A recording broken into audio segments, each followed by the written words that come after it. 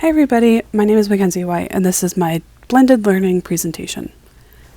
So I like to define blended learning as a teaching style where the teacher becomes a facilitator in the learning rather than the only delivery method of new information. Blended learning incorporates technology to enhance the learning, not to replace the learning, and is used to offer students autonomy to demonstrate understanding.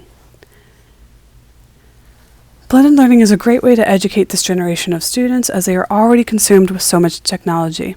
One way that I like to use blended learning is to teach them how to use their accessible forms of technology for educational purposes, such as taking a picture of their notes, or viewing an educational video from their phone, or using a QR code to help them access educational resources that day, whether it be an article or an assignment. They're using their forms of technology to access the learning.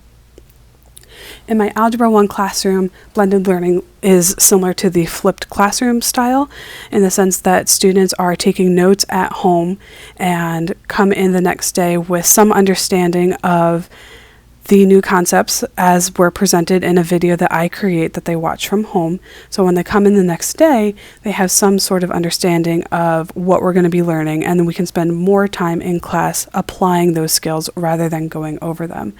Another way is using Edpuzzle. Sometimes, if I have time, I will create a video myself or just pull a great video from YouTube and use Edpuzzle to interject questions throughout the video to make sure that my students are understanding the concepts being presented.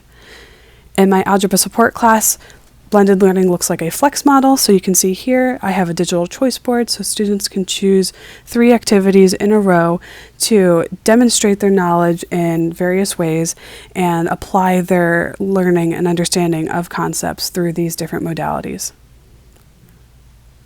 While blended learning is great, there's definitely still some obstacles that need to be overcome, such as the digital divide.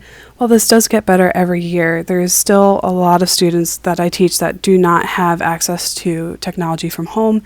While accommodations can be provided, sometimes they don't work for all students. And from a teacher's perspective, blended learning is very time consuming. Not only do we have to think about how we want to teach within our class periods, but now we need to think about how we can use technology if we want to for homework assignments, such as the flipped classroom model. In conclusion, I do not feel like the role of the teacher is being replaced by technology because, at least for my classroom, I am still the main source of information of new concepts and new information to my students. It's just being presented with the aid of technology.